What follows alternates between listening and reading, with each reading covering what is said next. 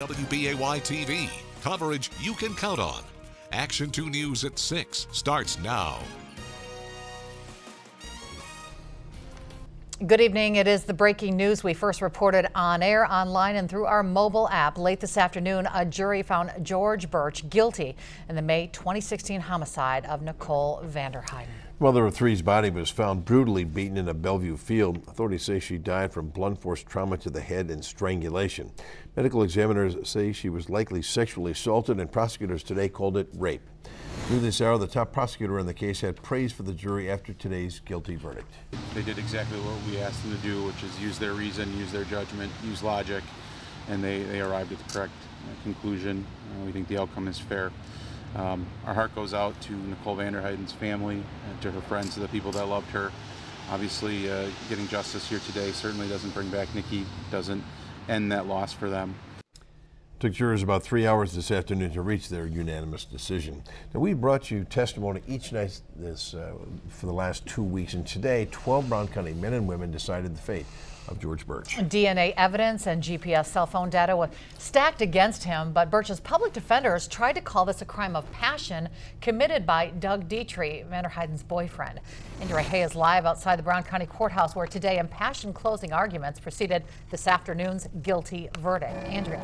Billy Cammy, the Brown County District Attorney, today was the most passionate we have ever seen him in the course of this trial, getting up, standing, yelling, swearing, and calling George Burch disgusting.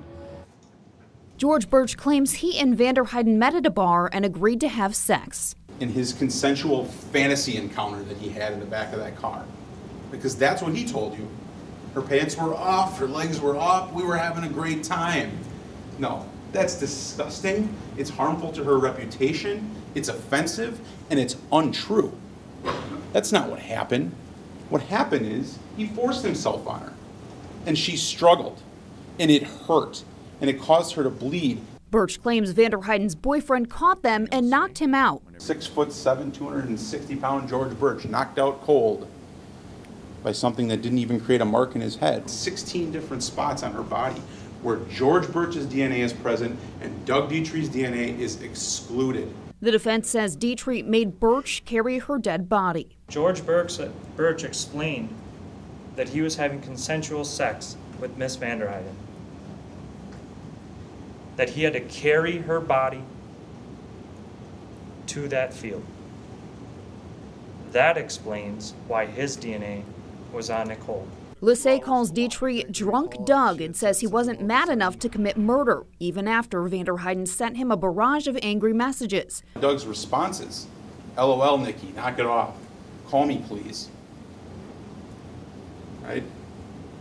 And that's after Nikki sends a slew of text messages. He wasn't very attentive, that's for sure. When did he flip into this jealous, rageful, horrible individual? That is the man that killed Nicole Vanderheiden. The man that met this woman in a bar and admitted by his own account to dumping her body in that field, looks like this the next day. Who does that? Who looks like this the next day? This is him the next day, not calling the police, not telling anybody about it. That's him the next day. Figure out, what's your argument?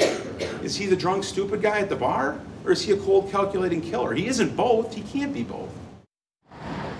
Sentencing for George Burch will happen on May 4th. Tonight on Action 2 News at 10, hear from 2 jurors responsible for delivering that guilty verdict. Reporting live in Brown County, Andrea Hay, Action 2 News. Thank you, Andrea.